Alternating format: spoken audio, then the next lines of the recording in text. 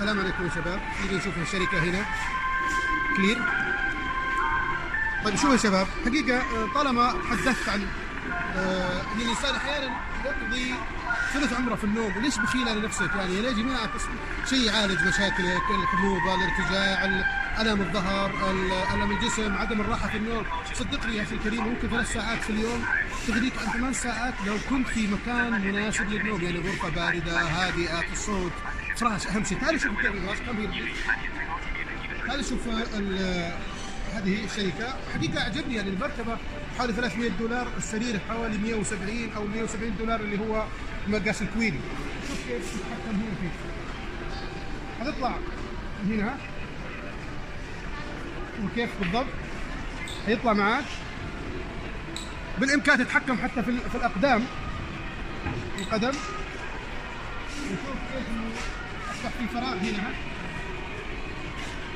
كيف فراغ مع هزاز. طبعا الفراغ هنا لما تطلع فوق، خليني طلعت ما عاد اقدر انزل، خليني انزل شوي. انه لما تنام انت عندك حموضه ومشاكل، حتى المشاكل الحموضه تروح عليك. وايضا الفراش هذا قربوا يا شباب، طالع كيف هذا اليونيفورم يتشكل على جسمك واضلاعك وكتوفك وظهرك والديسك كامل. شوف كيف هنا عندك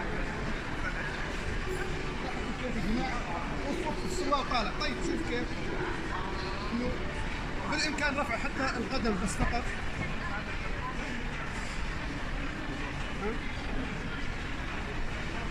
اصبح حتى الى سرير كامل، واصبح للمريض، لعلاج المريض، واصبح للجلوس وكنبه وكل شيء هيك.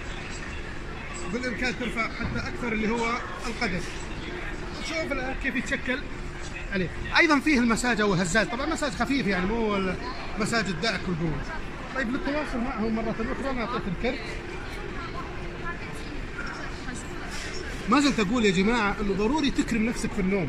مكيف سبلت هادي بيكويت بدون إزعاج بدون ضغوط. إحنا في معرض اليوم، معرض الكانتون فير المرحلة الثانية، كل ما يختص بالأثاث والتأثيث إجمالا. جميل حقيقة هذا المعرض، شكل خرافي. هذه هي الشركات. طالما والله أقول لكم انه الريمونت فيه التلفزيون، اللمبات، الاضاءه، يعني ممكن يشغل لك حتى التلفزيون نفسه هو الاضاءه، كشاف. اذا طبعا ما اعرف كيف الياتها.